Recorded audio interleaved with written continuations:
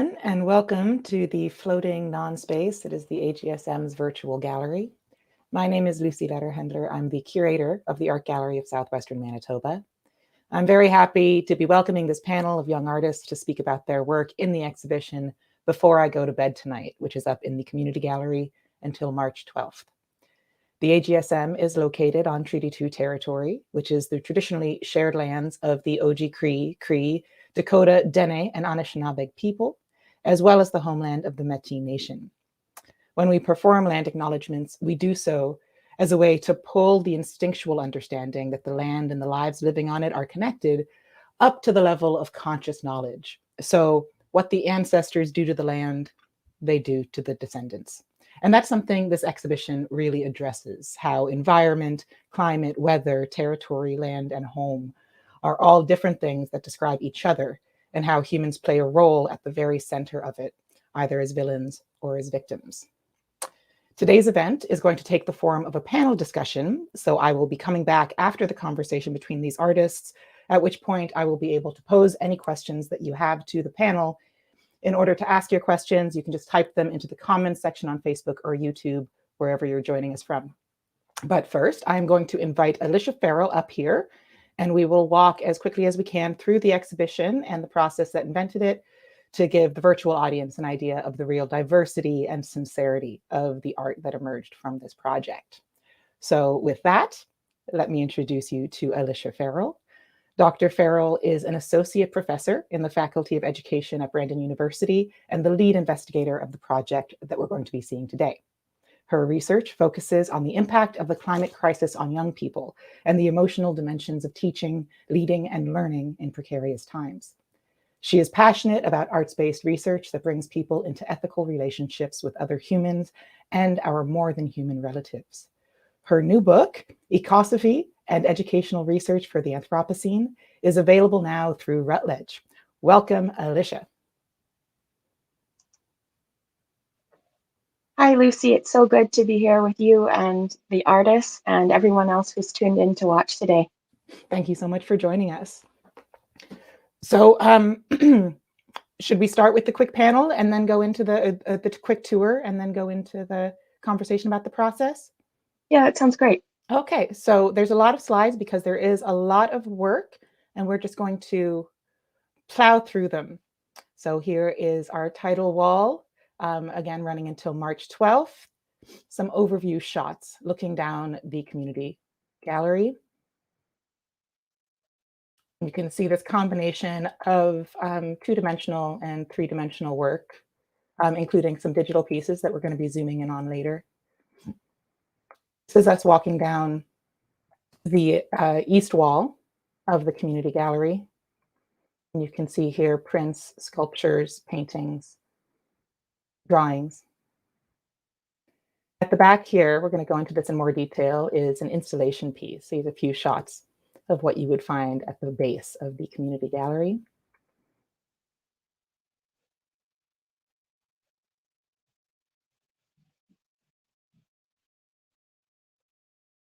Taking up a whole wall is a piece by Audrey Doloff.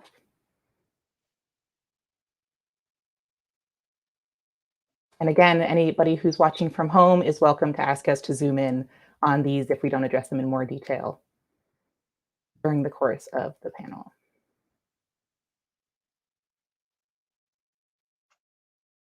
That brings us to the end. So let's zoom in first on those photographs that are about the process. So I thought one of the things I thought would be helpful is to talk a little bit first about kind of an overview of the project. And so I began by inviting young people to be interviewed about their thoughts and concerns around climate change. And so I interviewed 17 participants and then facilitated a questionnaire with 19 others. And after that, we invited those young people to participate in art workshops that were facilitated by practicing artists who are taking up topics related to the environment, eco-justice, colonization in relation to the land. And so that was the next part. And the workshops were not only to bring a community of practicing artists together, it was also to inspire us to think about creating our own work in the face of this difficult topic called climate change. And so if you go back to this one here, Melanie Barnett, an emerging artist in Manitoba, facilitated a clay workshop with the students after she had talked about her body of work called Detritus. And so that was a compelling adventure in learning more about mushrooms and fungi, and thinking about how that connects to environmental issues. Ben Davis, a wonderful artist who also teaches at Brandon University as well, talked to us about his project called Extracted, and invited us to listen to interviews conducted with folks from Uranium City. And as we listened to the interviews, we engaged in a tracing exercise of the landscape in which the interviews were taking place. So that's what you see there. Lucy, do you want to speak for a minute about what you did? Because you were one of our wonderful workshop facilitators. Yeah, so as you can see, this was a virtual workshop that we did where I went over previous artworks that I had done about post-industrial sites, specifically in Tchage, Montreal, but then zeroed in on a theme that kept coming up, which was microscopy, in order to really get to the core of the material of these non-human forces at work in all the spaces. So I have a digital imaging microscope, and we went through, I believe that this is some mold from a tomato. We went exploring a drop of water from the first snowfall in Brandon, and encouraged them to grab screenshots as we were on that exploration to ultimately create a collage or something like this. Yeah, thanks. And then we had another cohort of participants who I worked with them to design artist trading cards around the topic of climate change. Ooh. And so that was part of the work with some of the young people out in the area of Dauphin, Manitoba. And then finally, with our first cohort of participants, some of those folks are here with us tonight to talk about their artwork.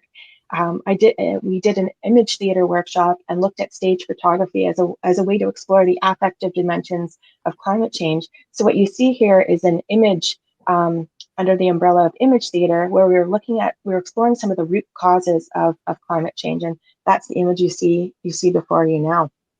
Yeah, that's a really wonderful photograph, and also really powerful body language that you see in there. And I do apologize. It seems like the trading cards didn't make it onto the slideshow, but if you do come down to the community gallery, you can see them, the photograph in real life. Yeah. So we started with the interviews and questionnaires. Then we engaged 3 cohorts of participants in these wonderful workshops led by some incredible artists. And I just want to acknowledge them now. So Ash Alberg, Melanie Barnett, Ben Davis, Alejandra Diaz, Lucy, Heather Martins-Rempel, Elaine Rounds, and Emily St. Hilaire. And they were critical in this project in terms of expanding our imaginations and to asking us to look at environmental issues and climate change in particular in new ways and innovative ways. So we thank them very much for their work with us. But that brings us to the third phase of the project, which is why many of you have tuned in today to listen to these fabulous artists, 4 of them whose work is featured in Before I Go to Bed Tonight, which is the title of the exhibition. And the title comes from an interview quote in the first part of the project, which kind of inspired our thinking for the work. And so I'd like to introduce the artists who are with us today, who are going to be speaking about their work. And so, Angelica, welcome. Hello. Thank you for being here. And Anthony's with us too. Hi, Anthony. And Kale's here. And Memphis. Welcome. And So I want to thank everybody for being here. I'm gonna beg off and leave you to it. Don't hesitate to holler if you need me from the backstage. Okay. Yeah, we might call on you, Lucy, to share some images that these artists are going to speak to. So be ready with your slideshow. Fantastic. Okay. First of all, thanks so much for being here, and thank you for the incredible work that all of you did. There's been quite a wonderful reception to the work at the gallery.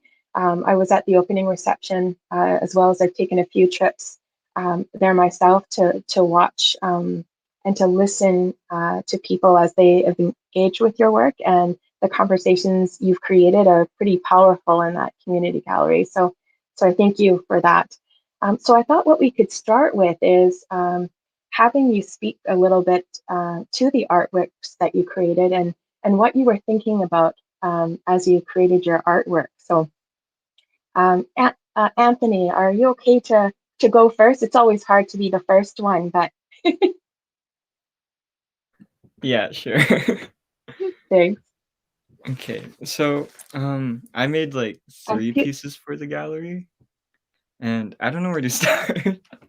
I guess I'll start with if Lucy could pull up the escapism piece. Um, and so that piece was like I thought about kind of in general to summarize all my pieces. It comes towards a lot of outcomes, and I'm thinking about kind of extreme consequences, like what's going to happen to us or what could happen to us. Especially in this piece, escapism, I thought about how the rich get richer, how we don't really have necessarily any control. Even the people inside like the ship that they're in don't have control, but they kind of want to live there away from the earth after using all the resources. I just thought about industrialization and exploitation, and yeah, so that's the first piece. And then I made a second piece called "What We Owe." So if we could pull that up, please. And that piece, I thought about really during that process. I was in our Indigenous unit in history class. And so I was very much inspired by land belonging to no one, about how we kind of ended up taking land from them. And it's very like unfair. It's very much uh, disheartening. And I thought about like, what if the people, what if the animals, what if the land that we took is taken back from us and kind of fought back. That's why you see the beetle there impaling the person, but it's also like very spiritually connected as well. Whereas the world is not anyone's, it's to share. And that's why we have to be able to connect and kind of uh, be harmonious with each other. And so then, yeah, and so that's piece. And then my last piece was Atlantis. And it's a smaller piece. I just thought about the story of Atlantis, hence the title, and about human greed, how that could kind of drive change, how that could affect us. I also thought about rising sea levels, and I took it to the extreme. I was like, what if we were downtown in Brandon and everything was flooded, you know? And I just thought, yeah, I thought about a lot of the greed that's happening, a lot of the exploitation, and how the climate and the people have been affected by that. Yeah, that's my stuff. Thanks, Anthony. And so this idea of taking too much, taking more than our fair share, comes through with escapism and the other two images that you shared with us. So where do you think that disconnect comes from? The fact that we are so disconnected from the environment, or are disconnected from our respectful relation with the environment. Where do you think that disconnection comes from? I think it's like we're very disconnected because we like to think that we're kind of like the higher ups. We can manipulate how our environment is, which is like truthfully so. You can take dirt and then make something out of it, right? But we end up losing that connection and not respecting the land because we want more and more, and we're not really told a lot of our consequences. Like you could order this drink and then throw it away, or you could, but where would it go? What happens to it? How long does it take to kind of decompose? What are the effects to the environment? You can shop online for this, but then it's like the emissions that have to happen to get your stuff from here to there, you know. And those are little consequences that we don't think about but can add up. And a lot of the times we end up blaming ourselves too for the disconnect. We don't really notice it. It's kind of just ignorance sometimes, but also it's not necessarily always our fault as well, because we have bigger companies that are like taking charge of all of this industrialization. They're exploiting a lot of resources to provide for us.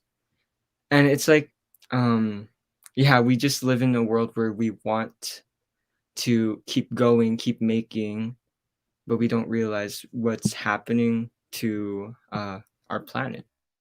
Yeah, it's like some of our default choices are the most unhealthy choices for our more than human relatives around us, right? Yeah. Thanks, Anthony. We'll be coming back to talk more about your work. Thank you for sharing that with us. Angelica, could you tell us a little bit about the piece you made and what was going on and for you and what you were thinking about as you created your piece? So my piece is called Support, and it's supposed to reflect my political beliefs. I think as artists, we create what we believe. We show our beliefs and political ideology through how we curate art. So I really thought of the relationship that we as individuals and communities all have with the earth and our connection to it. A lot of people in first world countries and third world countries are going to be affected by the harm of climate change. That being poor people on the global scale will be most effective, mostly POC. And many of these people fall to the exploitation of many first world countries wanting their global resources, primarily third world countries who are severely underdeveloped. And where they as a community, those third world countries, kind of like self-determinate for themselves where those resources go. And most of their homeland is being run by corporate oligarchs and all that. Their resources are being taken by first world countries where they cannot like self-sustain themselves. And within my artwork, you can see numerous of like tiny itty bitty people under the weight of like a huge individual on top of them. They're like constantly tending to the shoes. You can see like the red cloth kind of drives your eyes towards that. The people are trying to keep the shoes clean, not brittle, and all that. And it's a constant back and forth between each shoe. And this was supposed to be an allegory for exploitation in our current economic system, placing people over profits, placing profits over people. For exploitation in our current economic system and all that. The individuals who are most affected by this exploitation is poor people, the working class. And we can see this especially in countries that are underdeveloped and all that. And they have to constantly aid and give back their own mineral resources to bigger countries as a source of income, harming themselves in the process while being tied to a contract, which makes them have to force to work in order to live. Yeah, one of the things that your work really speaks to, Angelica, for me, as I talked to you and spent time with it in the presence of your artwork, is that the folks who are most responsible for human caused climate change are going to be the least impacted by it. So the people who sort of make the least amount of emissions or create the least amount of emissions are the most impacted. And so the ethical relations amidst climate change are really they're in our face now. And people in wealthier countries maybe have this illusion, and maybe we're getting back to Anthony's piece on escapism here a little bit, this illusion that they're going to be protected from it in some way. But as climate change intensifies, we all breathe the same air, and it's going to be really, really hard for people who have been able to distance themselves, from it. They're not going to be able to do that anymore. So that's going to be really interesting in the next 10 years to see how we mitigate that. But your work around focusing on how it impacts folks who are the most vulnerable most intensely is really welcomed, and it's really powerful. Thank you. Memphis, would you like to talk to us a little bit about your piece and some of the things you were thinking about? Mine was definitely very emotional.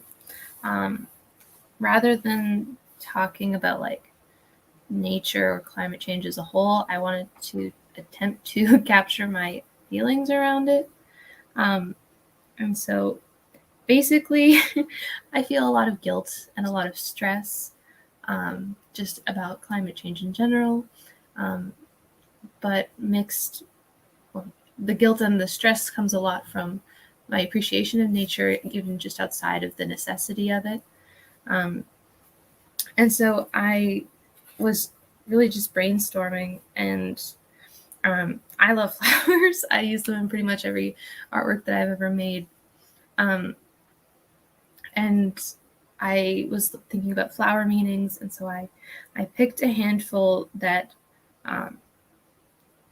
would represent a handful of different contradicting meanings.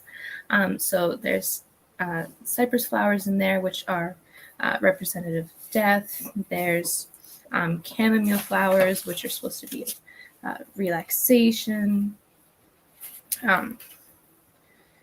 And so there's a little bit of just contradiction in that between my hopes and my fears for what I am actually seeing in the world. And then on top of that, the beauty of the flowers that are kept in a pot rather than being outside where they belong is again obscured by my writing about my feelings about climate change and my perceptions of how the world is going, and a little bit more of that guilt and that stress. Yeah. One of the things that your piece made me think about is how our feelings about climate change are so messy and complicated, right? And so some of the things that we're going to need to do in order to mitigate the impacts are going to call us to make really, really hard choices. And your work speaks to that, about what it's going to take and the difficulty maybe of trying to make some of those difficult choices. What do you think, like in terms of some of your friends that you're speaking to, what do you think the emotional impact is right now on young people as more of the climate data sort of fills your social media feeds? How are young people feeling about what they're reading about climate change? I think honestly, it's mostly in my corner of the world, the internet anyway, is distress and fear and anger, because as people our age, we're put in a place where this has been going on like for more than half a century already, and we don't really have a good place to start on anything. It's evolved so much, and it's such a multifaceted problem, like infinitely, that you don't know where to start.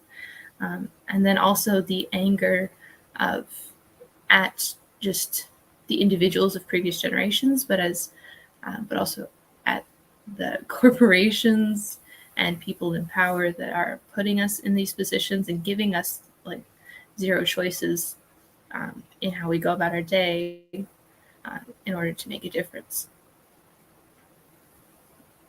Thanks. Kale, can you tell us a little bit about your work and what you were thinking about as you created it? For sure.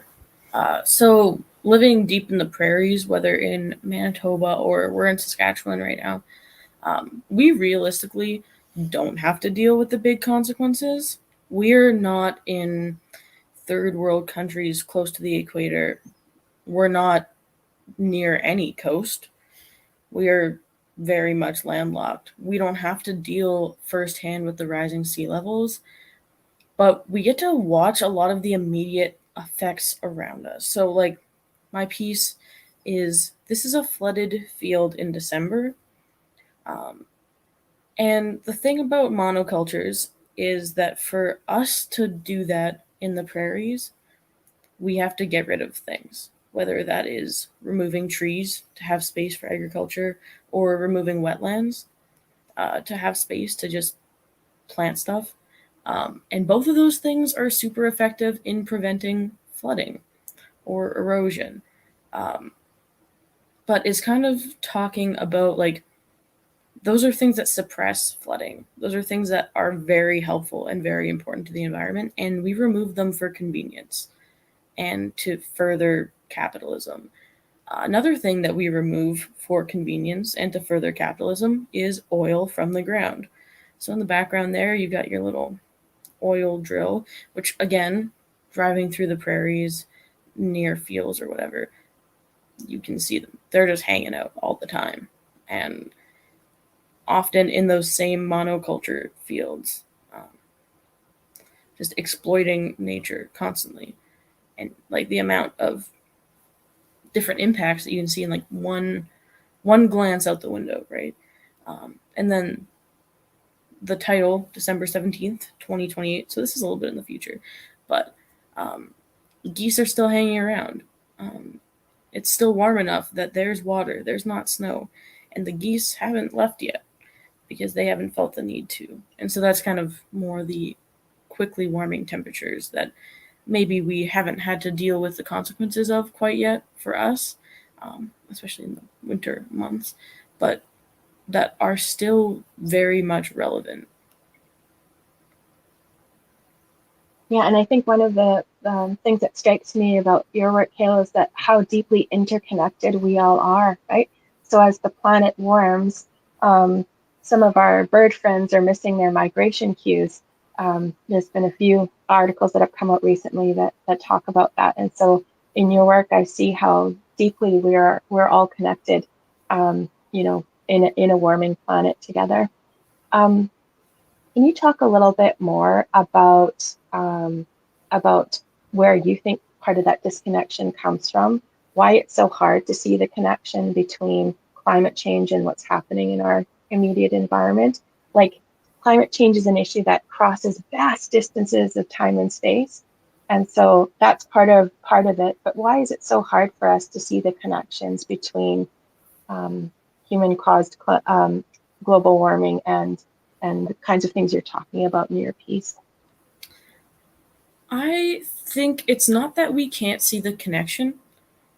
I think that there is a fundamental understanding of that, whether you're conscious of that or not. But I think that a lot of people have spent a really long time trying to hide that, trying to hide the connection and the exploitation and avoid expressing that. It's kind of a little secret that, like, for a long time, oil companies have known that what they're doing is exploiting the earth and is causing big problems.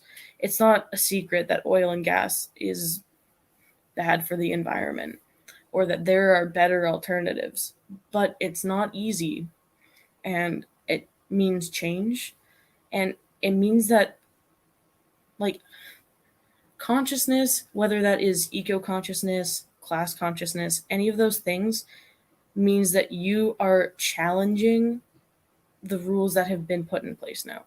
And people in power, like Angelica's piece, those people in power, that guy getting his shoes cleaned, why would he want to stop getting his shoes cleaned? It's so easy.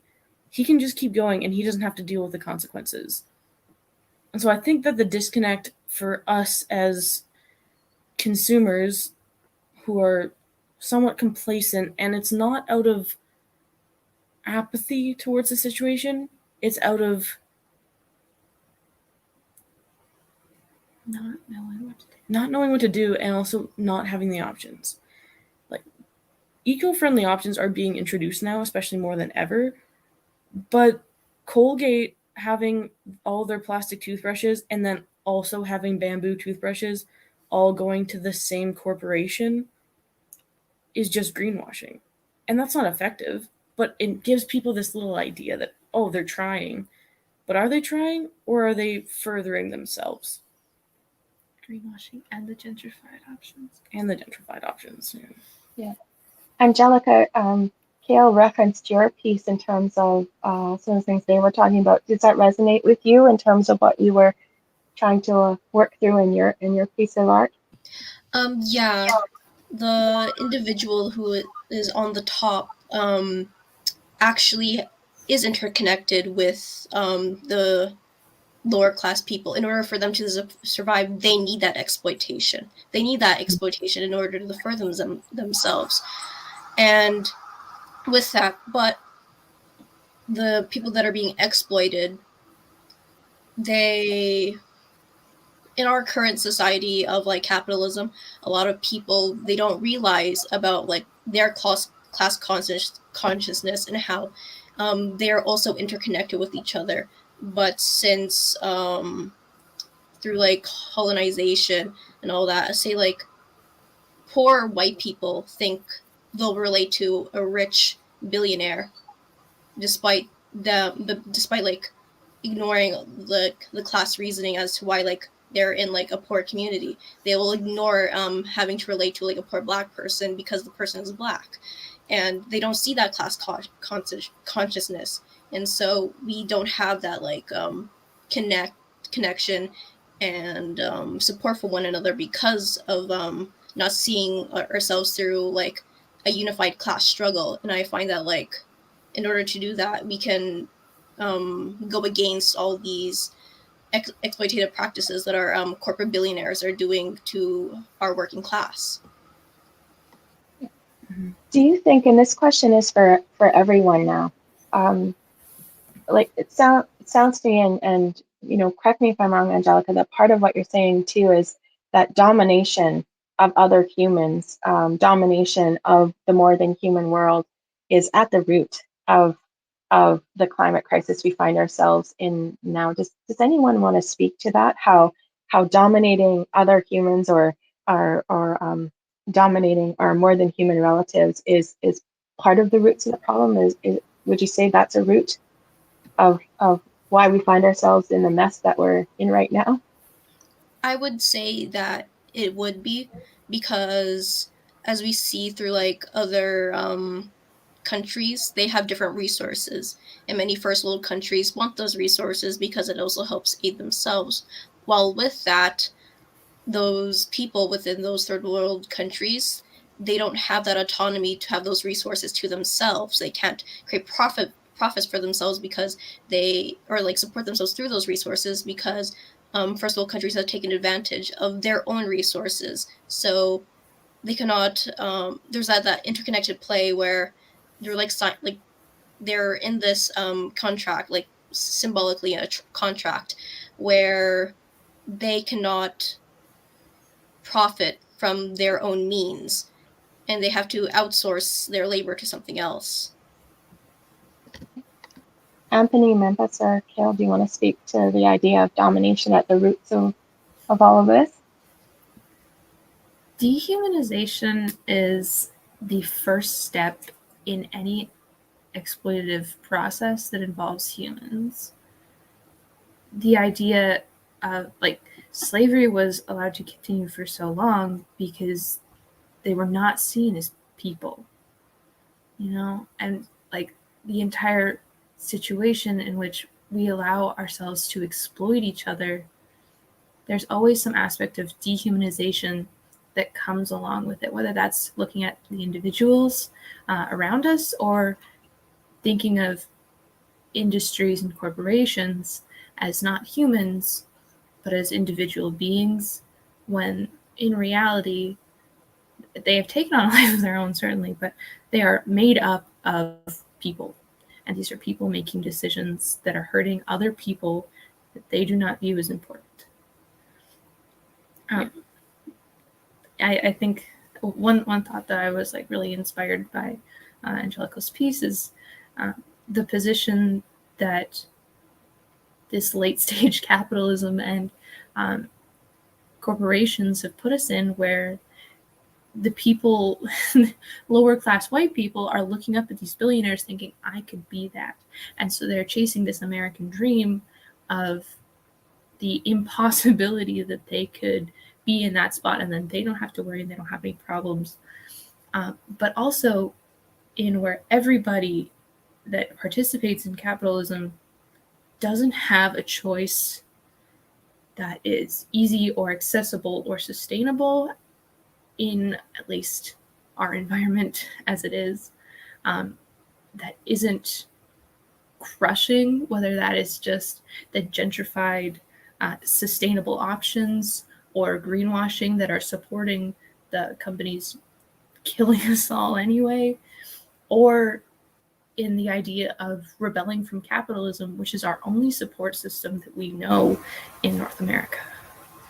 And the downfall of that is terrifying, because what else comes next? I think that You're also making me think about the fact that it's hard to think outside of that current capitalist framework, right? When you because when you invite people into a conversation about maybe thinking about learning to live differently in the face of all of this, sometimes the response is, well, what are we going to do? It's kind of how it is. And so there's almost a reluctance, or it's maybe hard for some folks to think outside of another possible way that we might live together. I think that Anthony, did you have something? Oh, sorry. Go ahead. that's okay. Sorry. Yeah. I think that colonialism in general so effectively created us against them in every aspect of our life. We're people aren't allowed to just live. Every single person alive deserves to be comfortable and be provided for.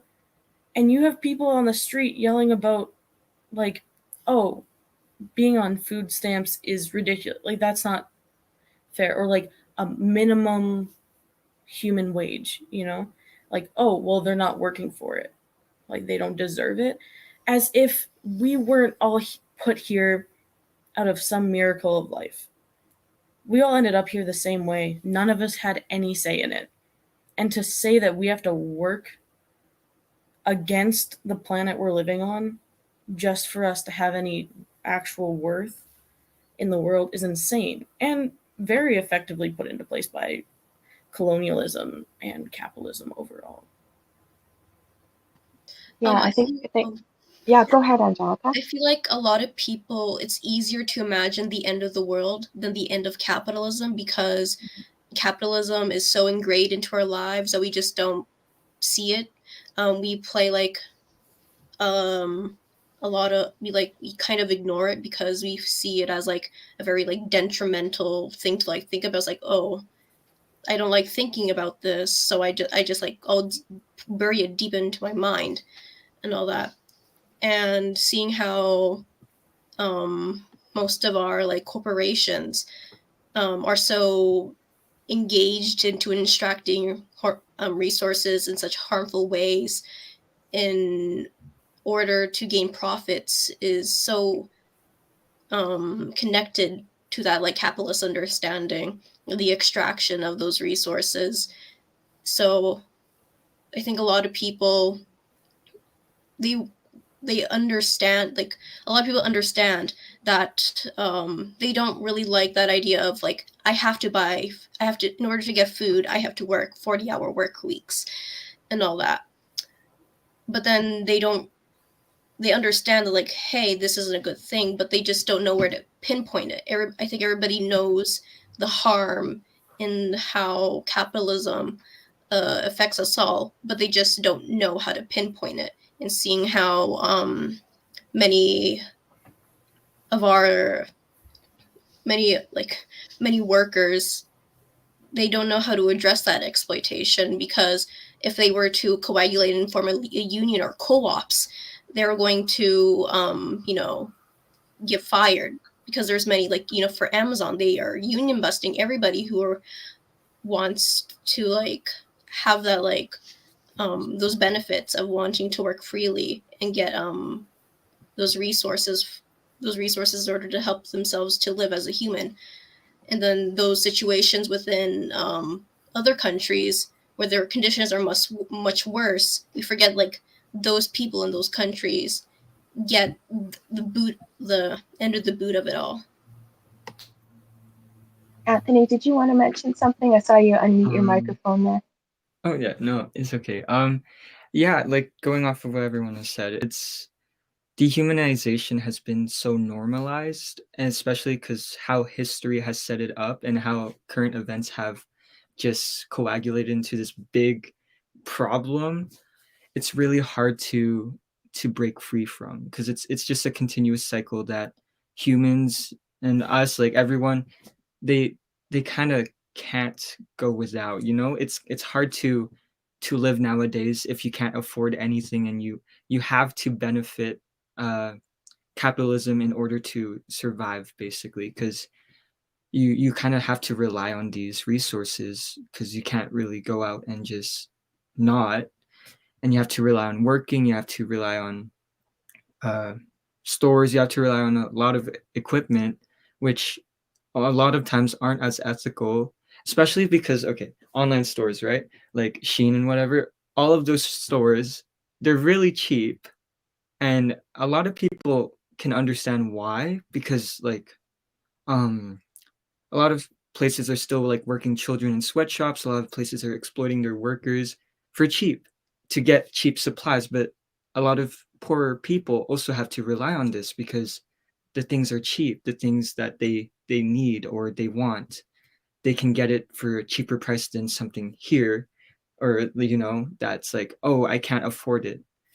And it's just been such a driving factor because you want to live sustainably as well, and you want to break from this cycle that benefits the rich and like poor people suffer a lot. But it's really hard to just pinpoint, and like Angelica said, and just like break away from. Yeah. I'm wondering if we can move to another topic, and I'll ask our friend Lucy to pull up the image of the chalkboard and the between the lesson plans installation from the exhibition. So one of the contributions I wanted to make to the exhibition was this piece, and so on the front of the chalkboard are quotes from the interviews and the questionnaires from the first part of the project. And there's a little old wooden desk that comes from a one-room schoolhouse in southern Manitoba, as well as two little black shoes under the desk. And one of the things I was playing with was thinking about how climate change messes with us in terms of time and space. And it got me thinking about having conversations in education, but also around our dinner tables that cross generations. And so I wanted you to speak a little bit to how the challenges of having climate change conversations across generations, or maybe even do you notice a difference in how younger people versus older folks are taking up the issue? So can you speak to that a little bit?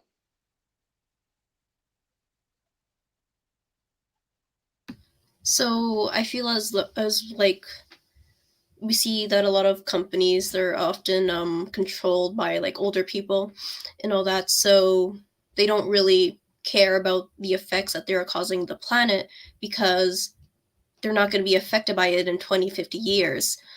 And seeing how we engage with that, older generations tend to like want, like they ignore it because they see it as something that doesn't affect them.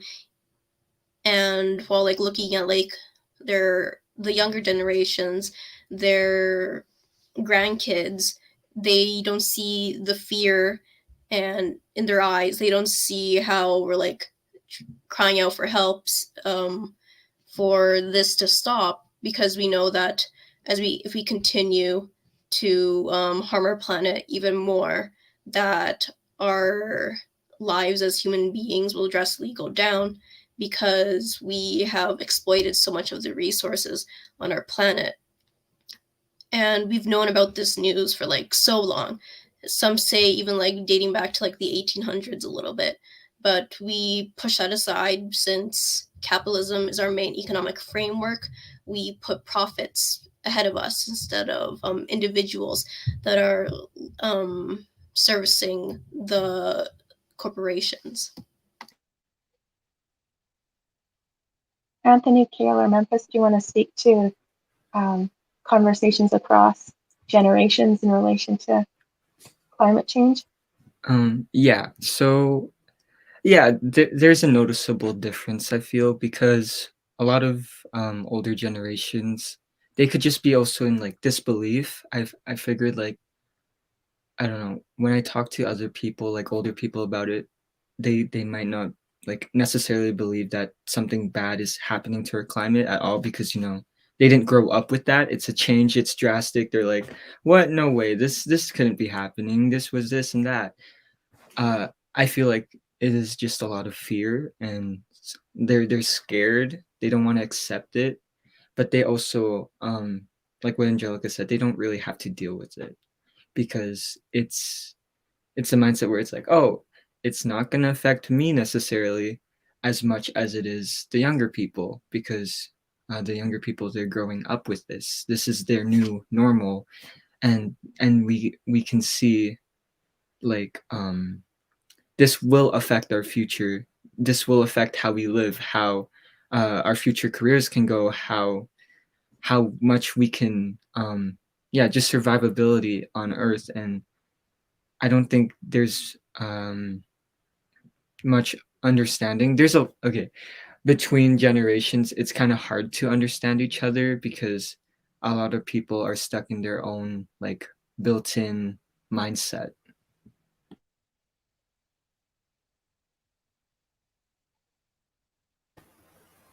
Do you think part of this has to do with, I've been thinking a lot about this recently, about how we as humans are so good at defending ourselves against difficult knowledge, and climate change presents us with extremely difficult knowledge. And so, what are some ways that you notice that people defend themselves against the difficult knowledge of climate change that all of you have been speaking to today, and also through your artworks? What are some ways we defend ourselves against what we know to be true about climate change? I think we often look at good news about climate change to kind of like soften the blow a little bit, even though there's tens of more bad news and compared to that one good news. And we like to kind of have that like blind spot, like, oh, look, pandas are no longer going through extinction. It's going to be okay. We kind of want to like cope through it. And as we do, that's kind of like also harmful to us because we want to play ignorance into that fear. So we look through ways of like good outlets in order to like cope with that. Let's talk about, you mentioned this idea of sharing good news stories and hope. So when people have asked me about the exhibition, and they often, for the few interviews I've done about it, they are, I notice the folks who are interviewing me really want me to end on a high note, a hopeful note. So they'll say, aren't the youth that you spoke to, Alicia, really hopeful? And so for me, I would confess that I am a radically hopeful person. I do believe there are things that we can do to mitigate the challenges that are facing us. But I also am averse to some of the happy talk that goes on when we invite youth to talk about some of their concerns, worries, fears, angst around climate change. Because there's lots of pressure I feel from adults to say, but aren't they hopeful, or can't we get them seeing that, that there is lots of hope around this issue? So can we talk about the messiness of hope for a minute? I would love to. Yeah.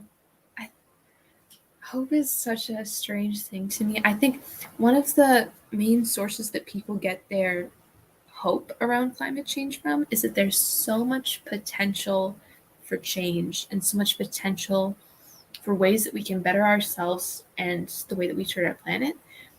But where that potential comes from is that we have messed up so much and are doing so much wrong.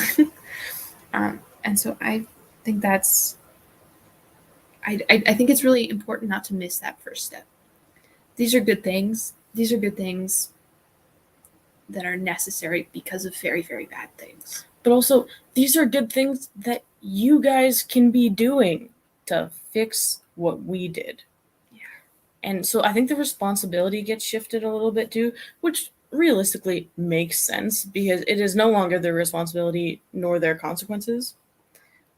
But there's also like this struggle to not just be apathetic. Like it's easy to be cynical and nihilistic. Like those things, I think that the apathy is protective in that way. Where if you're like, oh, well, we're doomed anyways.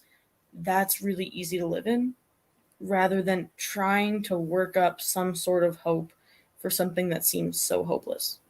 And there's also, like, I think one of the reasons that people tend to be just not even like nihilistic, but just entirely in denial is that there's all of that guilt and that stress of dealing with that, that there's, you don't know what else to do. And in that in itself, that ignoring of the problem is a demonstration of the hopelessness. And I have great aspirations and hopes, but honestly, I am not super hopeful that things will magically improve or get better radically in my lifetime. Anthony or Angelica, do you want to speak to the messiness of the hope conversation around climate change?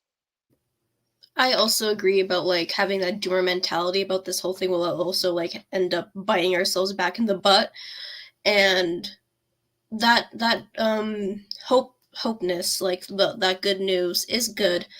It's like, but like taking it to an extreme where you put it as a blind spot, it's like where I see it as a problem. It's like having that hopefulness is good to have, and playing into that like guilt of being like, hey, I can't really do anything, I can't really afford these resources for me as a person to improve individually in this fight in the climate crisis. But there's like many other things than spending money will like combat like the effects of like a climate crisis on like a community scale.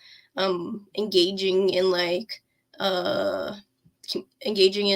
community like planting like trees, planting all these other sources, although maybe like small, but like also encourages that like idea like, hey, we can rebuild this back together in small steps. So it's not, is it something like, and push on this a bit. So is it not falling into doomism, right? Because that's not going to get us anywhere, right? Because every degree matters, right? Every degree matters in terms of how this will all play out for us, right? And then engaging in happy talk without facing the reality of it isn't great too. So there's something in the difficult middle, I think we're asking people to consider. So it's face the difficult news, don't give up on each other, and continue to move forward. And maybe that's part of what you were critiquing around this idea around capitalism, is that that's done such a good job as a frame of living to make us feel like we're all in this separately. It's an individual phenomenon. So even around our emotions about climate change, we often localize that into individual young people. Oh, so-and-so is feeling badly about this. We should give them some strategies in order to enhance their personal mental health, when really this is a structural phenomenon, a social issue. And so it makes sense that a lot of young people are feeling anxious and sad and angry or mournful about what we're going through, because system-wide, there's a lot of challenging things going on. So I think also for me, part of being hopeful is knowing that things like our emotions around this are a shared phenomena. It doesn't belong to just Memphis or Kaya or Anthony or Angelica, right? We're in this together, and maybe that's part of finding some more hopeful ways of learning to live through this together, is that we find our commonality again. We work harder on our interdependence together.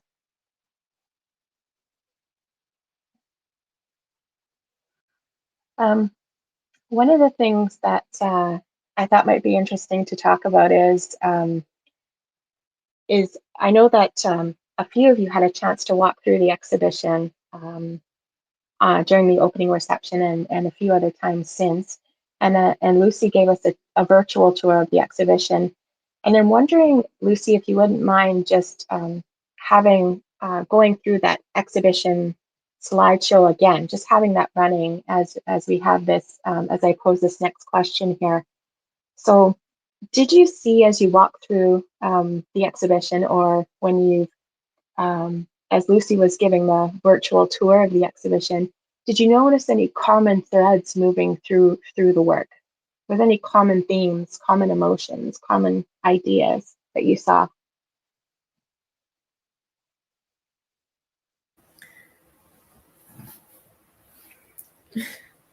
I think one of the most prominent ones we're seeing is capitalism, but also there's a few that I think connect to mine in the way that they show the struggle between hopefulness and the crushing reality of the situation.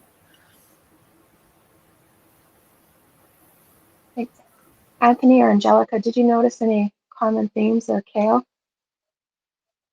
Yeah, while looking through the art exhibit, a lot of it was a lot of fear about the impending doom of the climate crisis, and through that fear, we have like created a bunch of these artworks in many ways, and seeing how like the artworks differentiate on the person and their view on the climate crisis, but still based on fear is interesting to see because as we look through the artworks, many people demonstrate their fear through different mediums, different ideas of fear, and through that lens of the climate crisis.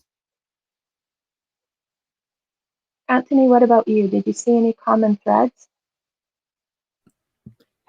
Yeah, I saw a lot of people were thinking about a lot of the circumstances and consequences, of course. I also, yeah, going off of what Angelica was saying too, you can see how people also kind of just viewed the issue personally and how we can all kind of just relate. It's, yeah, a lot of this was very interconnected with one another, and it's kind of different from I don't know how to put this in words, but it's nice to see how people can come together to put art, which they can't put into words, into a piece. And I guess we were all viewing climate change, differently from one another. Well, maybe let's build on that, Anthony, and talk a little bit about what do you see as the power of the arts in helping to facilitate it and helping to facilitate complicated conversations around climate change? Like, what can art do that a PowerPoint presentation or or a conversation even around the dinner table? What can art do that those kinds of formats can't do? Okay. It's just sometimes it's easier to put it into visualization rather than words. It's hard to describe your own emotions through like a simple sentence sometimes because they're kind of too complicated or complex and too deep to like go into. So having a nice image that you can just look at and continue to contemplate, it's kind of like having a conversation in your own mind, can make you think, you can relate to it without having to know like, oh, this is actually exactly what it is, or oh, like you can read what the artist means, but you can have your own little interpretations, and that's what I like about it. Yeah, people can kind of come to their own conclusions without having to hear it from someone else. Yeah, that can be helpful. It's very powerful, especially in such an individualistic society. And I mean, from the audience perspective of art about tough topics like climate change, I think the visual interest and beauty of art is a really good buffer, especially for things that are emotionally indigestible and things that we don't have good words to to use to share what we are really feeling. And so I think, yeah. I also think that non-commercial art is kind of, not to be redundant, but the antithesis of capitalism in that way, where you're not making it for a profit. And if it's not commercialized, then it's non-exploitative generally. And so that, it's just like such a stark difference from everything else. if that makes sense. Kind of just the Mm. it's so dramatically there for the sake of it existing because somebody wanted it to exist, not for profit, not for anyone's betterment or being held over anyone else, and rather just there to say something or even just to be beautiful, much like nature. Not that it's there just to be beautiful, but you get it. Let's talk about beauty and connecting to the natural world for a minute. And one of the things that came through in a lot of the workshops and in the interviews that we did was how deeply connected many of you are to the more than human world. And so do you want to speak to that a little bit? Maybe a little bit about the last time you felt that connection being outside in the world? I work downtown, and so I park in the back alley and I walk a couple blocks to my actual workplace. And it is cold, and it is windy, and it is icy. And I slipped, and I fell right on my butt in the snow, in the dirt, and it was also windy. I didn't tell you about this. And all of a sudden, out of nowhere, I get smacked in the face by what is it called? Like old Southern movies, a tumbleweed. I get hit in the face by a tumbleweed. And I'm sitting there on my back, tumbleweed in my face, and I am hyper aware of my place in the earth. So that would be the last time I felt that. Not actually being in nature, but rather nature being in my eye and ear a little bit. Just kind of, I'm not in power here. Not even a little bit. I am the lowest being in this situation, and I am very okay with that. And I think that's a very human feeling. Just the vulnerability of falling.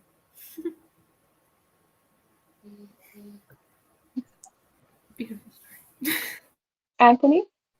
Oh, okay. Yeah, same. Like, especially in winter, my house. So we didn't shovel properly. So my house was this way, and then the snow was just all the way up, and it was like, oh no.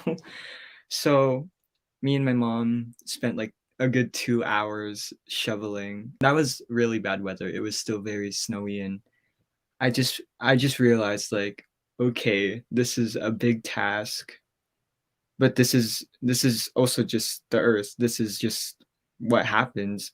And I felt that because as we were shoveling, the snow kept coming back. And we just had to keep shoveling and shoveling. There's ice, and the snow kept piercing my face because, when it's very cold and it's like the wind, it kind of cuts you. But at the same time, I enjoyed it because it was just like it was sunset. It was turning to night, but it was kind of peaceful. It was just there, and I was shoveling with my mom. And I realized, yeah, this is also my place in the earth. I'm just someone outside with my mom, and we're shoveling. It's nice. Thanks, Anthony.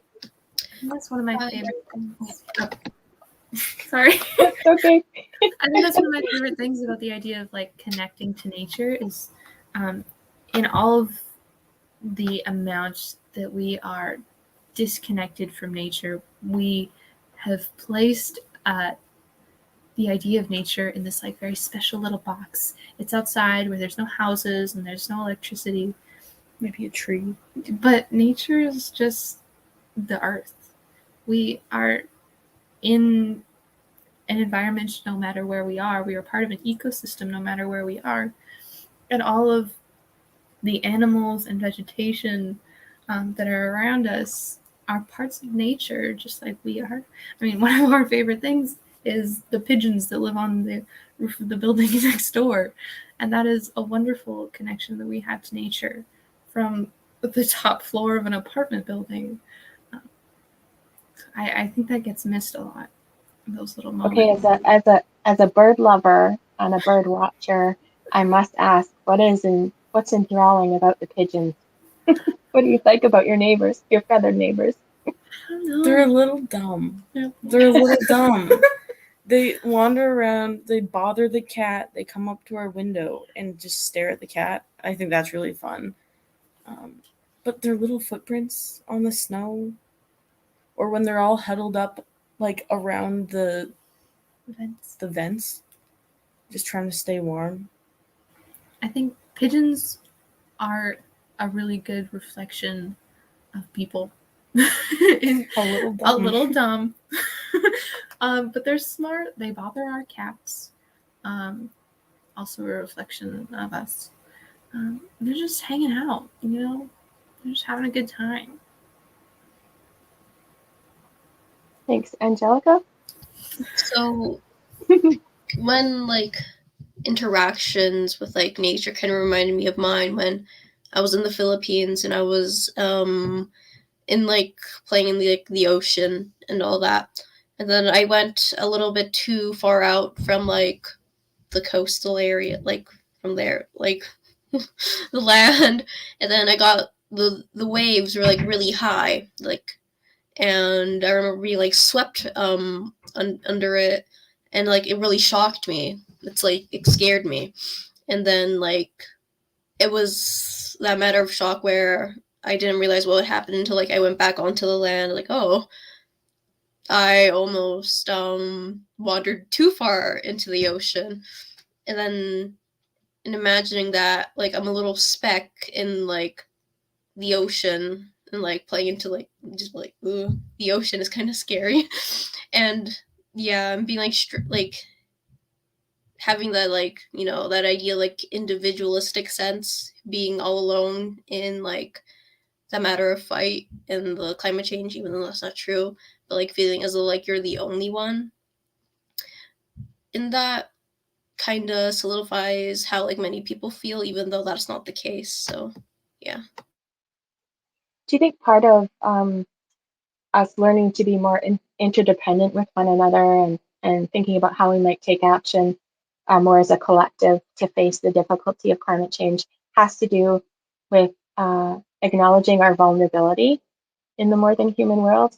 Anthony talked about when he was sharing escapism with us about how we sort of think we're above nature, the most important thing going in the natural world, humans.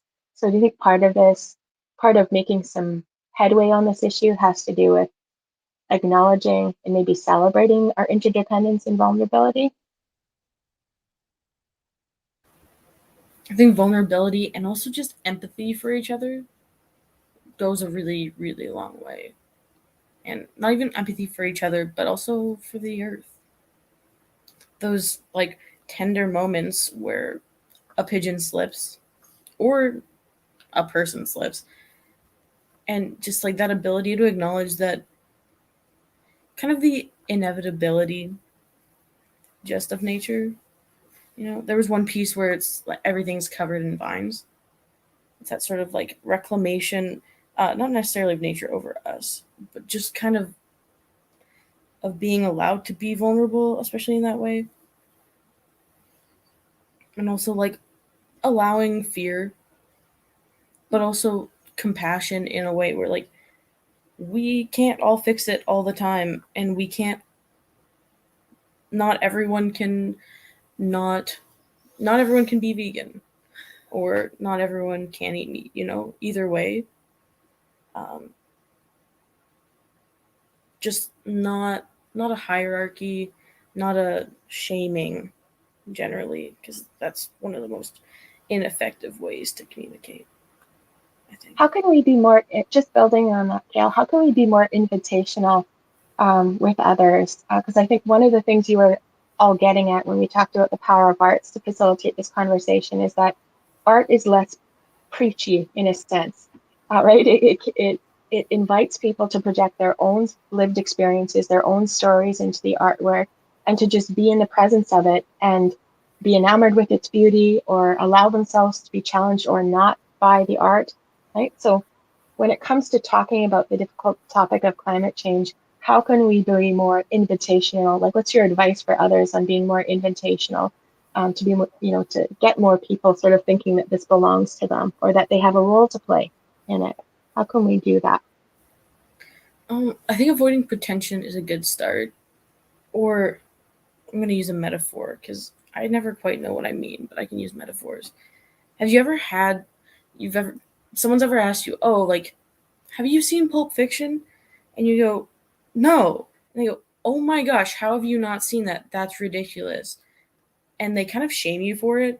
And so you're like, well, now I'm not going to watch Pulp Fiction because you were a jerk about it.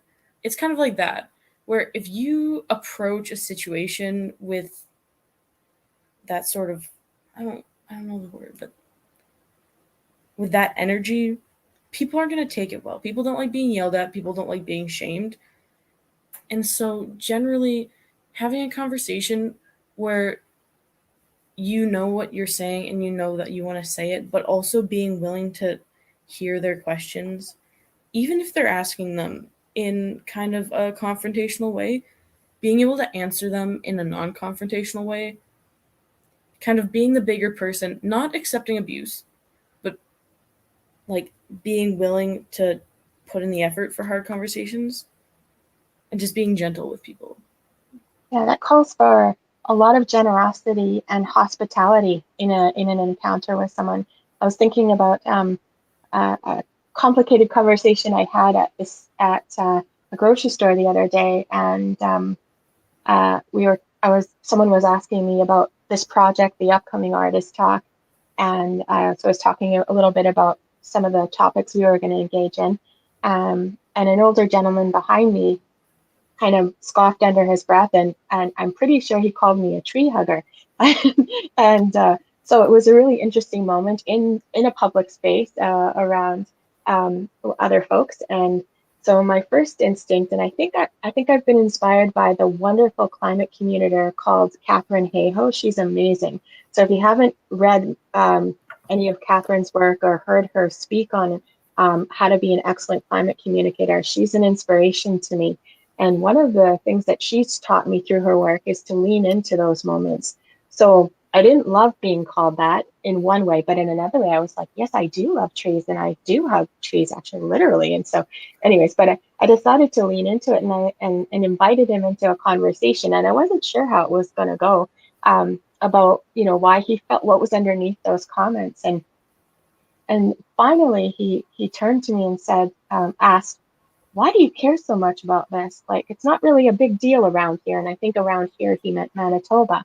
Mm-hmm. And so we started to talk about, the fact that I'm a mother and a teacher, and that he's a grandfather. And then he started to talk about his grandchildren and how much he loved them and how he wished for them to have a very good future and for them to inherit the farm and things like that. So there was a moment, and it wasn't the entire conversation for sure, but there was a moment where we found some common ground to talk about a really difficult issue, where we both, I think, our defenses came down a little bit, our shoulders relaxed, and we were able to talk as people who loved kids, the kids in our lives, and found some common ground there. So your comments, Kale, made me think about my conversation in the grocery store that I was worried was going to go awry, but it ended up okay.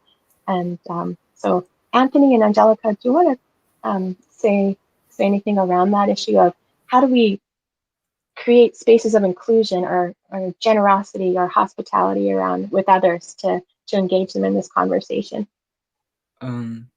Yeah. Basically just being accepting and kind of like, because everyone has their differences, and sometimes those differences are more drastic than others.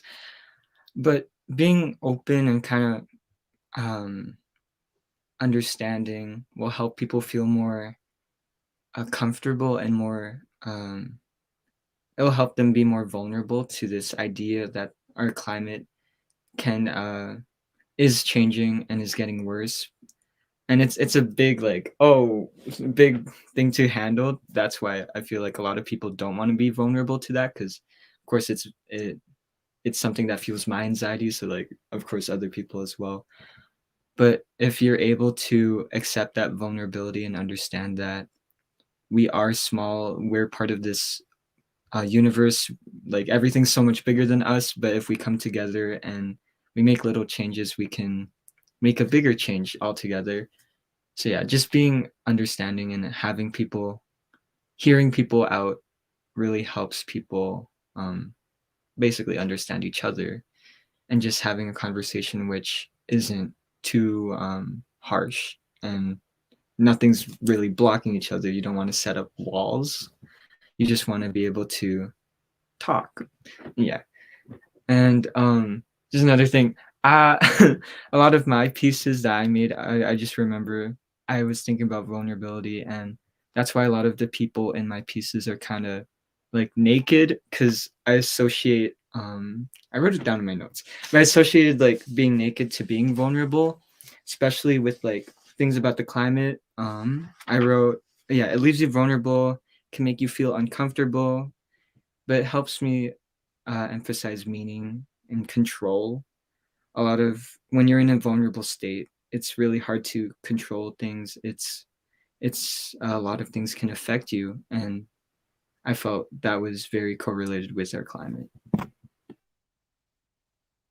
Yeah, when facing a lot of these issues, I feel like people come at it at a very much like, I want to debate my way to like feeling though like as you as a person are correct, or like being very like stoic about it. But when we do that, we don't really have that like empathy, because I feel like engaging in this topic with people with differing ideas is through that empathy, like understanding like say their socioeconomic background as to why they like think like that. And with that empathy, that kind of opens up them being vulnerable and like saying like, hey, I think like this because of X, Y, and Z. And that kind of leads to more discussions as to why they think like that and how that can affect them as an individual. And just like empathy as a whole will like bring us a long way. Thanks for that. I have one more question for you as a panel before we open up some questions to the viewing audience. And Lucy's going to come back for that piece. But um, as as an educator, as someone who's been involved in education for a long time, I've been thinking a lot about how much time and space climate change takes up in schools. And one of the questions that inspired this project was, are we giving enough time, love, and attention to this topic in schools? And so I wanted to pick your brains on that question. So, is there enough time and space? And if not, if so, what are some moments in classes you've had that have been wonderful in terms of interrogating the topic? Or what are some suggestions maybe that you have for how we might take it up in schools? So I think a lot of the time we don't really get that chance to talk about stuff like that. Though this is like my anecdotal experience. I have this one teacher. They're an amazing math teacher, and they recently put in this 10-minute schedule into our math class where we just talk about anything, nothing like math related. We just talk about what we want, and most of those topics are often about like the climate crisis, like a lot of deep questions to like get us communicating and be like interconnected with one another. And I find as though if like teachers would like put the like little time slot, even though it may like seem minuscule, that really like helps us being engaged with one another and seeing everybody's ideas. Thanks. I love that. I think that's so great. And I think I had the same teacher. I think one of the biggest things, and no, I don't think any time is given in comparison to the amount of importance the topic holds. But I think one of the main reasons for that is our disconnectedness from it. Because really our environment allows for everything else that we do. Plants and animals and just foundational like structures. And I think that the idea that those things aren't relevant to us in every facet of our life is wrong. And it fuels us being able to ignore the problem. but also in not knowing what to do about it. In a biology class, I took so many biology classes, I have not once talked about climate change, which is absurd because biology, body of life, is the main thing at play in climate change. That's everything that's being affected. I mean, it's talked about in social studies sometimes. It's touched on, or like geography, which does make sense, but also it's not a social issue at this point. It is, we're past that. It's not a social issue. It is a fundamental biological issue. Biology and chemistry, and even in the silly little backstories they write for math questions, or in the big theoretical philosophical concepts we talk about in English classes, even just giving kids the vocabulary to talk about their environment. I think also giving kids a place to talk about the existentialism that comes along with the discussion would be very healthy. Because I think that's a big part of why a lot of teachers don't like doing it, is not only because it's like a thing, or it's like a social issue where people can have differing political opinions about something that's not a political issue, but that comes up very often, where we treat things that aren't actually a political issue as a political issue as a method of ignoring them. But I think that it's hard to talk about things with an existential kind of perspective, and it makes you feel bad inside, where your chest kind of tightens up and the anxiety is there, and that's hard. And I think that some teachers aren't ready to do that with their students. Some teachers are really good at being empathetic and having discussions about emotions and feelings and big ideas, and some aren't. And I think that maybe that's somewhere where sciences are maybe lacking at times, is that the empathy and compassion and kind of the social aspects of those things, the social kind of implications. Yeah, exactly. Yeah. The implications. So I'm hearing a few things. I'm hearing that it should be in curriculum. It should be across the curriculum, not just localized in a biology class or social studies class, but we can take this up in a transdisciplinary fashion. And in fact, I think the climate crisis necessitates that we think about it in transdisciplinary ways. I also heard you talk about the fact that we need containers for difficult feelings, and maybe we can invite more teachers to share their own knowledge. The teachers who are really good at containing difficult feelings, creating holding environments for those difficult feelings in class. I also heard you talk about, through Memphis's comments and Angelica's, this idea of having space and time in classes for open conversations, to have those messy conversations and to feel okay about that, and to open space to have your own questions about the world, existential questions, as Carol was talking about, discussed in the presence of caring adults in schools. Are there other things that you'd like to see in schools in relation to this topic around what or how we learn together? I see, just to touch on it a little bit more. I find that since most of this talk about communicating about the climate crisis is mostly focused on children and teens, because we are going to be the most affected in this situation. I feel like when people and teachers that don't want to talk about it, they kind of infantilize us, that we cannot hold these type of conversations, even though we're much smarter. And we're much smarter, we us teenagers, we like to analyze a lot of things and all that. And with that, teachers, with that infantilization of us not thinking we can properly communicate our feelings, shows their uncomfortability and not wanting to face that uncomfortability that they have. As you said, they want to put it in a little container and throw it away. And I find that facing your uncomfortability more eases up that uncomfortability. Facing that uncomfortability will help you be more comfortable with the fact that these people, mostly primarily children, do want to talk about these things in an open space. So Yeah. I was thinking about the work of Britt Ray, W-R-A-Y, as well as Leslie Davenport and Carolyn Hickman, who talk a lot about what you're speaking to, Angelica. They're also three fabulous climate communicators. And one of the things that I've learned from their powerful work is that when we can bear witness, I call it compassionate witnessing in my work. When we can be a compassionate witness for others, we are more we're better prepared to face the reality together. And so I think that's a beautiful sentiment in terms of what we can do in schools that might make a significant difference. Because I think you're right, young people are very informed about this issue. They are riddled with strong feelings about the issue. And so we need to find a space, more time and space in schools to help, help each other unpack those feelings.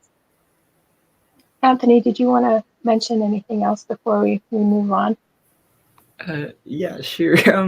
It's really hard to implement, and like what Angelica was saying too. We're kids, but we're not just kids. We can handle these subjects, and I think it's very important that we do. It's we're expected to learn complicated subjects in high school, but we can't learn like the climate is changing, we have to do something about it, that type of thing. It's kind of weird because they don't really insist on taking action as much as they should. And I feel like as the youth, it's very important that they do acknowledge it, because we're the people who are expected to make a change, make a difference, because it is our future. And it's a very difficult subject to discuss because people are afraid, and it's touchy, and it goes into dread, and but it's also I feel like it's very important that we should. Thanks. Kayla, Memphis, any last comments before we invite Lucy to come on about that topic? People, and by people I mean grown-ups, underestimate children and don't give them the space in their minds for the capacity for complex emotion or thought. But as a young child, that's your entire world, is learning about new things and interpreting new things, and so much emotion. You haven't learned to suppress that yet and be a grown-up. And so that's all these kids have. But that tool of capitalism and colonialism, the dehumanization, starts young. With children not being people. Yeah. Thank you. And on that powerful note, and a note that's going to keep me up at night, probably, Kale, I often think about what you folks say, and I wake up at 3 a.m. thinking, oh my goodness, I've got to think more about that. So Lucy's going to come on and join us, and I think she's going to pose some questions that have come from the audience, the viewing audience that's been watching us and listening. And so welcome back, Lucy. Thank you very much. And thank you so much. Thank you. It's been really, really moving and inspiring conversation so far. So with that, I'm going to scroll quickly through the great thanks and big props that we've gotten, just so that you can hear them in real time. We have a Facebook user who credits you for the very clear and deep message that climate change is real and that we need to start acting, because if we don't do anything, it can lead to ecological catastrophe. We have Tara saying, thank you to all of you. She's very grateful for the wisdom, urgency, courage, and compassion of your teaching in this conversation and through your artwork. Doug thanks you for a thoughtful discussion and thought-provoking art. Grace says, you are creative, inspiring, and thoughtful group of people. Thank you for sharing your amazing artwork and ideas and engaging in these complicated conversations. And Melanie says, incredible conversation. Great to hear everyone's thoughts on the topic. And it was great working with you all. So Melanie, who did our clay mushrooms, which we saw earlier. So now, to some questions. We have a representative of the AGSM. I'm going to go ahead and call her Deirdre, but that might not be so. Wonders how you felt about sharing your creative work at a public art gallery, if it changes the way that you see yourself and your art. Why don't we start with Anthony? Okay. How I feel about sharing my art. I'm very like, I'm a very, I don't know, preppy person. I don't know. Like, I'm usually all smiles. It was just very exciting to me. I was also very anxious because I was like, oh no, people are gonna see my art. But it made me realize that all of that doesn't necessarily matter, like people's opinions. And it just also made me realize that a lot of people are able to understand and see the way I think. And it gave me a bit of like a sense of like grounding and appreciation for a lot of things in life, because I'm able to, you know, connect with other people without having to be like face to face and having to say, oh, this is this and that. They're able to see the piece and I'm able to observe and wonder. And it was a great experience. Angelica? So I don't really get like opportunities as much, and it was like really exciting to hear about that. Having like a lot of eyes on your artwork can be kind of like nerve wracking, because you don't really have that much people seeing your stuff, and as a person who doesn't really make that much like of my like personal beliefs into my artwork, I mostly like just talk about it full on through rather than like creating artwork. So it was really interesting seeing how I created my piece and wanting to see how like people were to interpret it through like the little messaging and the little like symbolism throughout the artwork. Mm-hmm. Mm-hmm. Memphis? I wasn't sure how I would feel about it. I think especially just because of the place that the artwork is coming from. I wasn't thinking about making something beautiful for an audience. I was thinking about my feelings. So I wasn't sure how I'd feel, but I think it's a really cool opportunity. And it is like the only place I've ever shared art is like in an art classroom. And so that gets handed around the table and like talk about critiques and like, what did you mean by this? And that's very much not this experience. Mm-hmm. But I think mostly I'm just happy to contribute to the project as a whole more than I am like excited for the world to see my art. As you were speaking, I kept thinking, because your work, your contribution reads like kind of a journal entry, so that that intimacy really shines through when it's on a white wall of the gallery. And Kale? I haven't really thought about it until this moment.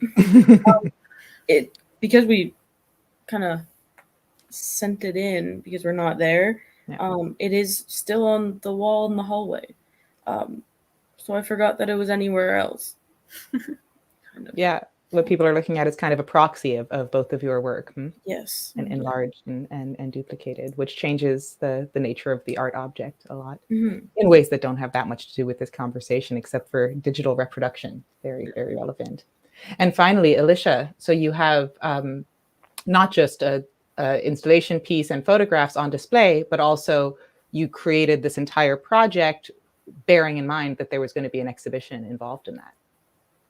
Yeah, I think that the piece that's most important to me is that it opened a space for a conversation like this to take place. And so in more traditional, I don't think traditional is the right word, but for lack of a better word, I'll use it for right now. In more traditional research projects, we collect our data, we work with it and write an article or a book, and maybe 3 people in the world will read it. I'm not exaggerating.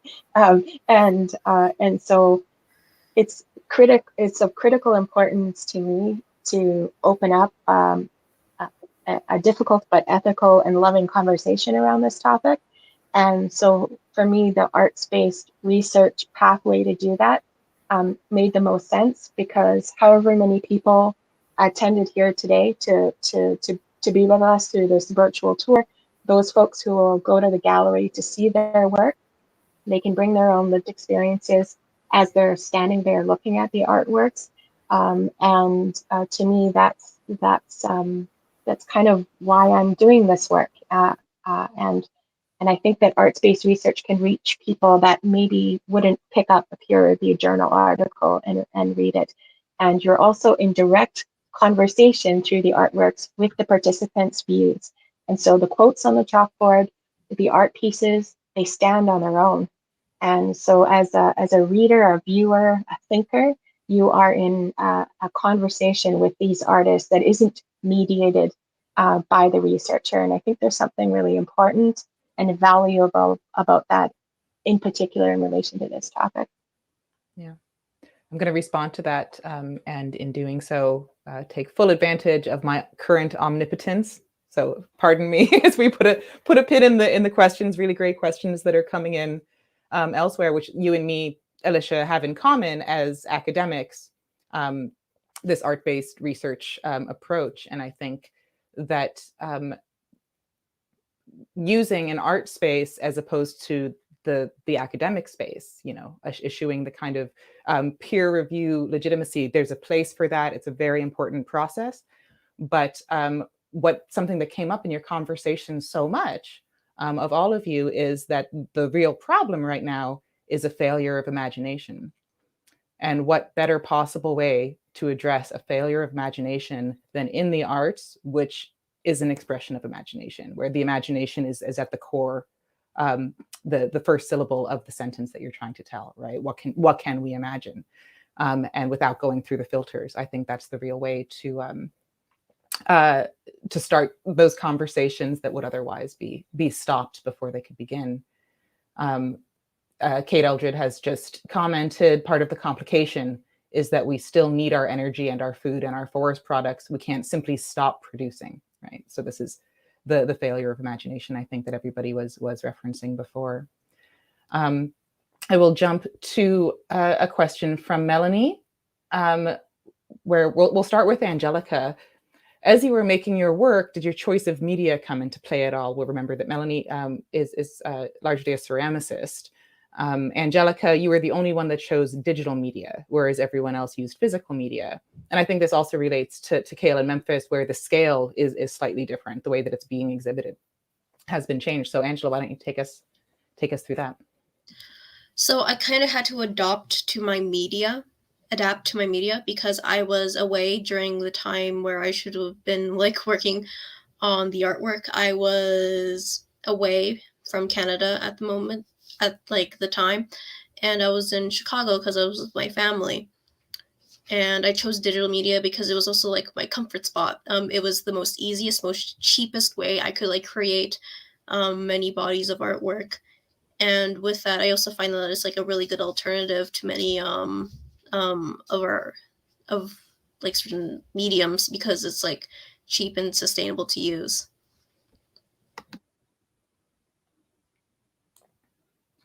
Kale?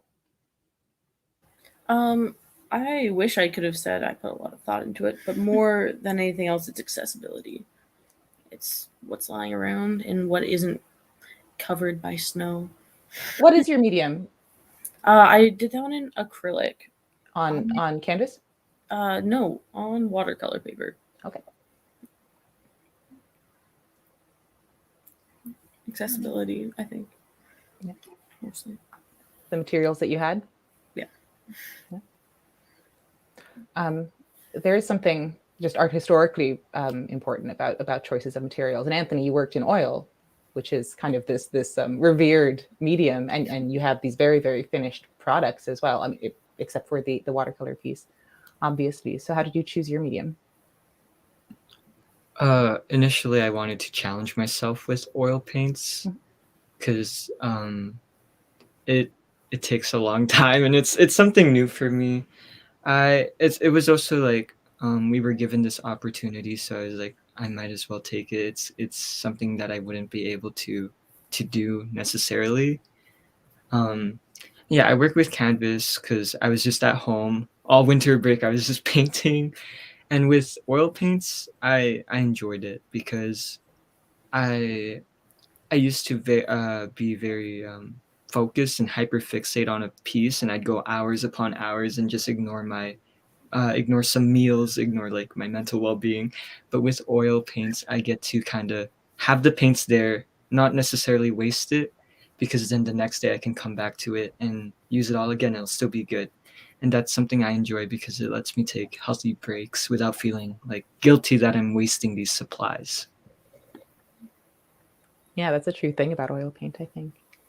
I'm going to skip to a question by Grace now.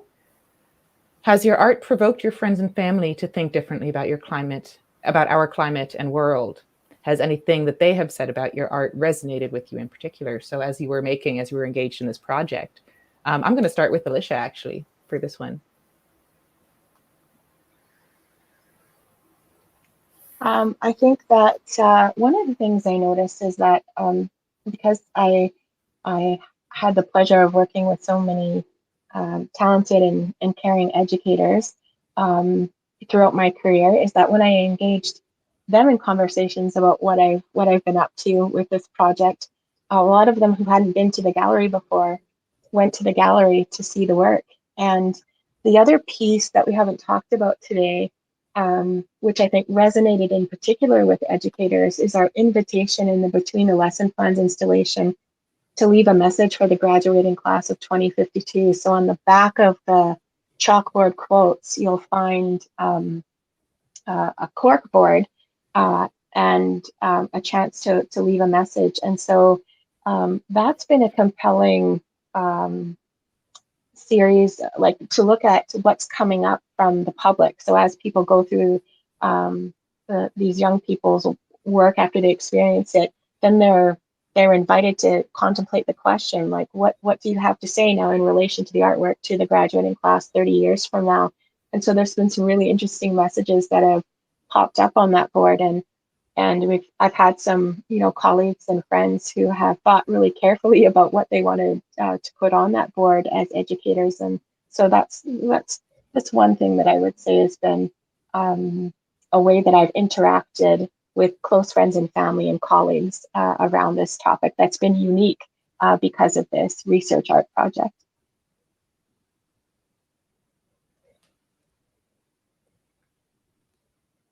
Okay, why don't we go for Angelica next?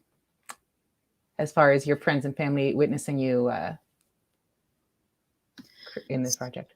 So like my family did like come to the art exhibit, but like I haven't really like talked to them much about it and all that. But with friends, Anthony, who's one of my classmates, we talk a lot about different types of conversations, especially the climate changed ones, and we kind of go back and forth and like build up upon our ideas and start like analyzing what's underneath the lines. So yeah, like that. Yeah, Anthony, do you agree? Yes. And like with my conversations with Angelica and my other friends, I'm able to learn a lot because sometimes I'm just like not up to date, and it's kind of I'm like, what really, what is that? But that's comes with openness because I love learning. I love hearing from other people and understanding more, because like knowledge is power, and it's a great tool to have. And with my family, yeah, honestly, I don't necessarily know what their thoughts are. They said the pieces were nice. I'll make sure to go ask them because I didn't put much thought into like having a deeper conversation with them about the pieces, mainly because I'm kind of not shy, but like with my art pieces, I'm like, oh, I don't know. But yeah, it was very nice to have conversations with friends, and I'll make sure to have one with my family. And Kale in Memphis, you choose your order.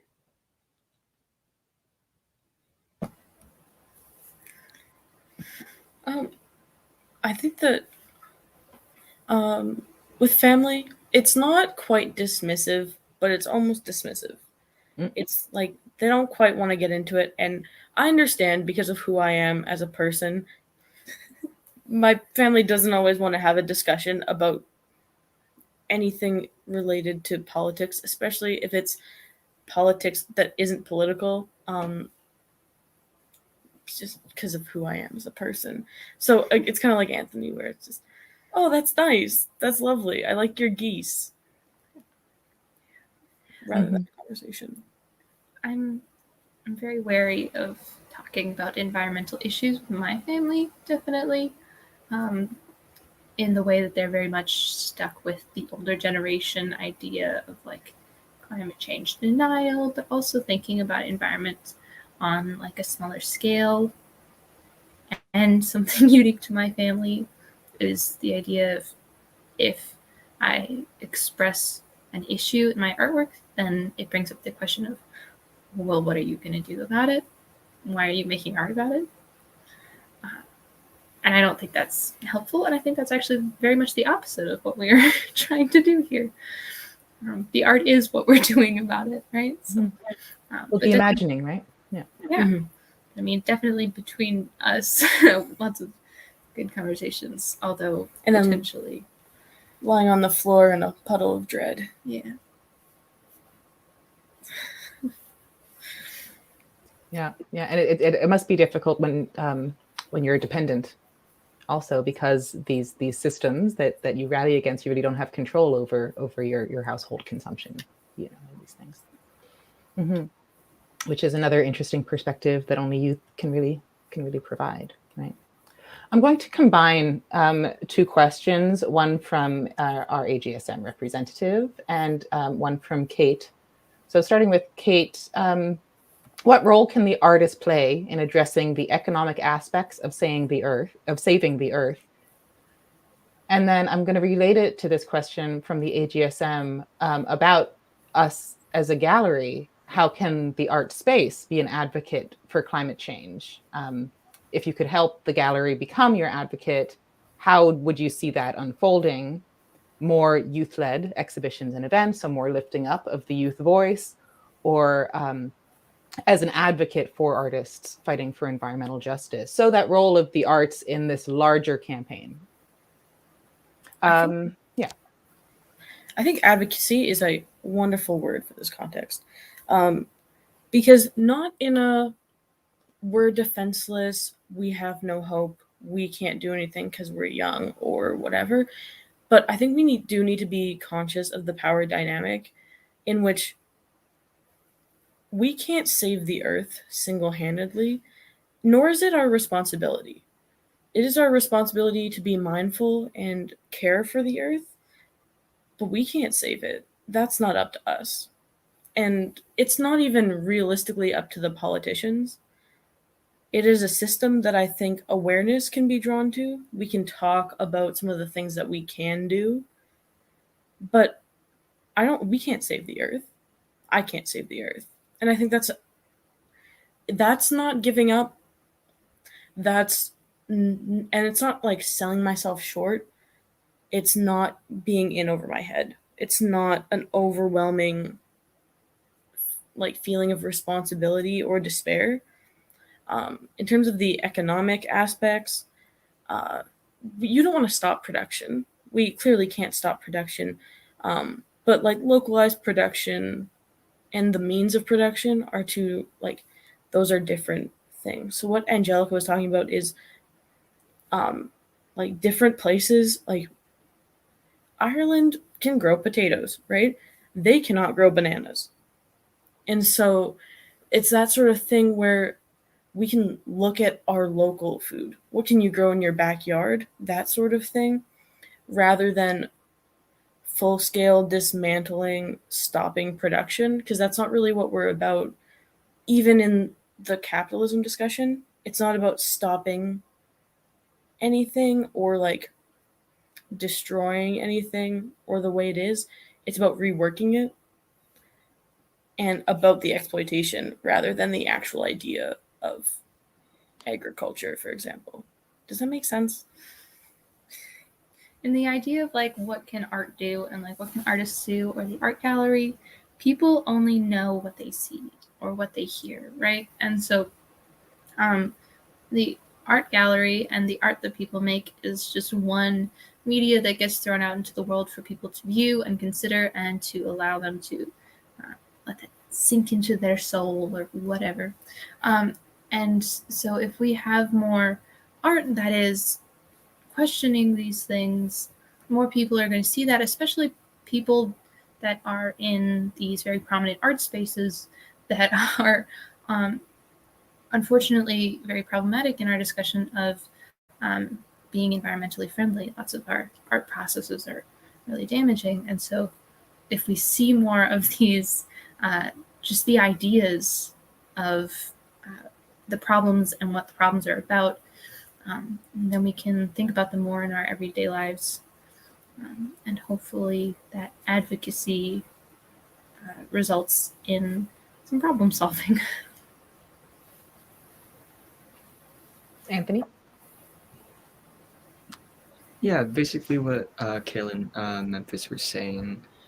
It's art, like you can only do so much as an individual, and we all have to come together because we can't tackle such a big problem and expect change with only like a few people. Like we can't just, it's not like it's not just us being like we can't do it. It's just like a reality, and it's something that we kind of have to accept because as much power as we wish we have, we don't have it.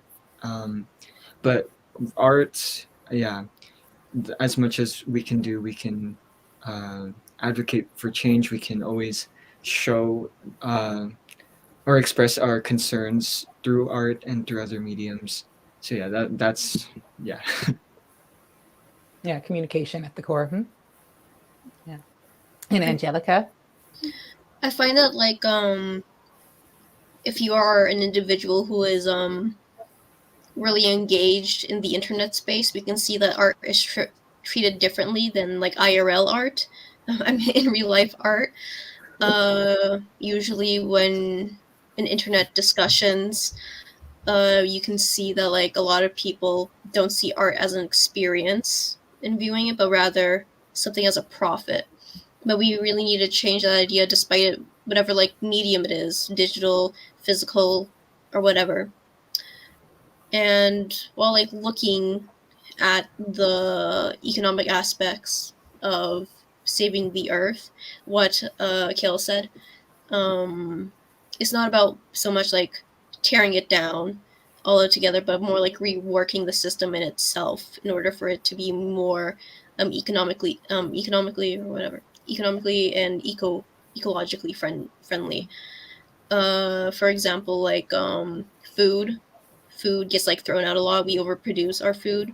One of the ways we can like solve that is through like giving whatever food that we have to like homeless shelters or whatever like sort of shelters that like need that food, where we don't really waste that like food, because we see like a lot of grocery stores throwing away perfectly good food despite it being like say 5 days before the expiration date, but that can actually go to many families easier and much cheaper because we're not like wasting and not seeing it as like a profit incentive for that food, despite it being like a very important things in our lives.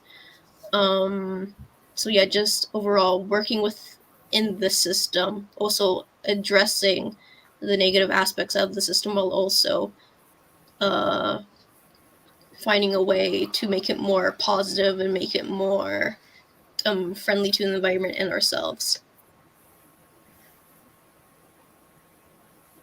With what you were saying too, Angelica, it's you can also critique a system while fully playing into it. It's kind of like you can't like at this point we can't not be in the system unless you're living in a commune, which really would be great, but isn't always viable. So like stuff like that, we're allowed to say these things, and even if we aren't doing anything about it, we're still allowed to say it. We're still allowed to critique it. and then go to McDonald's later, that sort of thing. Not saying that we aren't putting effort into it and that effort isn't important and that actions can speak louder than words, but we're also allowed to say these things and still mean it, even if the actions don't always reflect that or the accessibility isn't there or any of those things. We're all products of the system. And I mean, we talked a little bit about it before, the box of capitalism that we're all stuck in the corner of. We don't get much of a choice in that. And so the idea of the economic aspect of saving the world, whether that's from our perspective of, as artists or not, is really painful for me, because the entire question is in the basis of profit over people, right? And that's prioritizing our economy. But in that same breath, if we give up on economy right now, that's the only way that we live.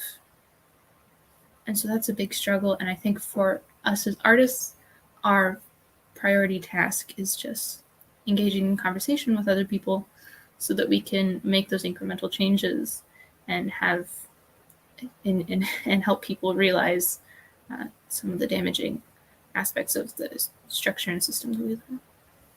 Thank you. We're almost at the 2-hour mark, so I want to make sure that we're respectful of our dear audience's time. So what I'm going to do is pose one last question directly to Alicia by Heather, who's asking what your intent at the outset of the project was and how has it evolved throughout the project, by way of giving you an opportunity to transition into future plans and gratitude for this great event that you've organized. My intent at the outset of the project was to be a participant in some important conversations with young people about the climate crisis, to engage earnestly and to support them in whatever ways I could as a human walking the planet, first of all, but also as a researcher and a teacher in terms of how we might engage in some creative work together in order to highlight some of the things that are in our heads and hearts about the issue of climate change. So those are some of the things I was thinking about at the outset. And as it evolved, I think our conversations together were more layered, were deeper. We took on things like, how do we respond to difficult knowledge as people? How do we create more compassionate and invitational spaces for others that we may not agree with politically, or even with folks who think that human-caused climate change is still up for debate? Like, there's a page in the grade 11 chemistry supplementary document that still frames climate change. Now, granted, it's from 2006, so I'll let Manitoba Education off hook, but definitely we need a rewrite there. But it still suggests that there are two sides to the issue, right? So and that's really frustrating for me, and it's frustrating for the young people I spoke to. But as we went through the project, we talked about calling out people is not so effective as calling them in. And so what are the ways that our artwork, our conversations, whether we're at the grocery store or we're creating a piece that's going to hang in the gallery, how is that going to help us to be more invitational with people to talk about something that we really all need to be talking about intensely right now? And so that's kind of how the work became deeper and more layered. In terms of what's next, I'm hoping to continue the conversation with, Carolyn Memphis and Angelica and Anthony and the other artists as new iterations of the project may evolve over time. I'm not sure what those are going to be quite yet, but I think we're on to something in terms of how do we make art together that is invitational and challenges people all at the same time.